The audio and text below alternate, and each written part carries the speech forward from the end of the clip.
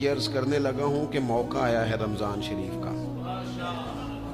رمضان میں نا بندہ روٹین میں اپنی عادتیں بدلتا ہے۔ کسی کو سویرے 7 بجے کھانے کی عادت ہے، کسی کو 9 بجے کھانے کی عادت ہے، کوئی صبح ناشتہ نہیں کرتا، دوپہر میں ہی کھاتا ہے۔ لیکن رمضان آیا تو عادت بدل گئی۔ 7 بجے والا بھی نہیں کھا رہا، 9 بجے والا بھی نہیں کھا رہا، دوپہر والا بھی نہیں کھا رہا، سارے سحری میں کھا رہے ہیں۔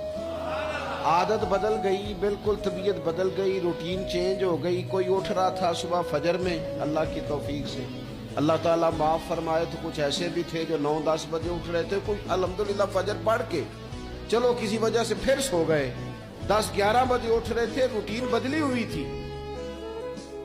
رمضان آیا تو بدل گئی، سارے سحری میں اٹھ رہے ہیں، تہجد کے وقت سب کی آنکھ کھل رہی ہے، بالکل روٹین بدل گئی، حالات بدل گئے، معاملات تبدیل ہو گئے، اوقات تبدیل ہو گئے، دفاتر کے ٹائم تبدیل ہوئے، اسکولوں کے نظام تبدیل ہوئے، مدارس کے اوقات تبدیل ہوئے، ہر چیز کے اندر تبدیلی آئی۔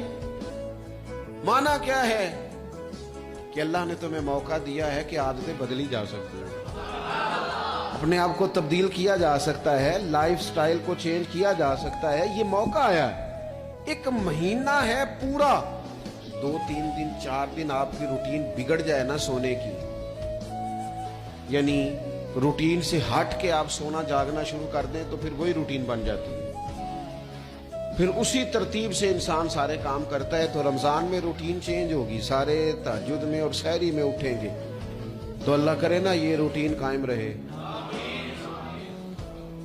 رمضان میں تو اٹھتے تھے سحری کرنے کے لیے، تو اللہ کرے روٹین بن جائے اور سارا سال اٹھیں تہجد کی نماز ادا کرنے کے لیے، اللہ کرے روٹین بن جائے، چیزیں تبدیل ہو جائیں۔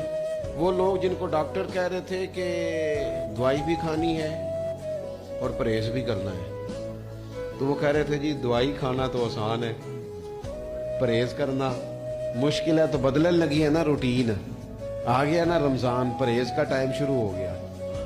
لہذا بہترین فائدہ یہ ہوگا کہ رمضان میں پرہیز ہوگی، ڈائٹ پلان بالکل بنایا جا سکتا ہے، اس میں چیزوں کو بالکل مرتب کیا جا سکتا ہے۔ تو رمضان شریف کے آنے سے پہلے ذہنی طور پر اپنی عادات کی تبدیلی کا پروگرام بنائیں، عادتیں بدل جایا کرتی ہیں۔ رسول کریم دنیا میں آئے وَيُزَكِّيكُمْ، حضور تزکیہ کرنے تو آئے ہیں، عادتیں بدلنے تو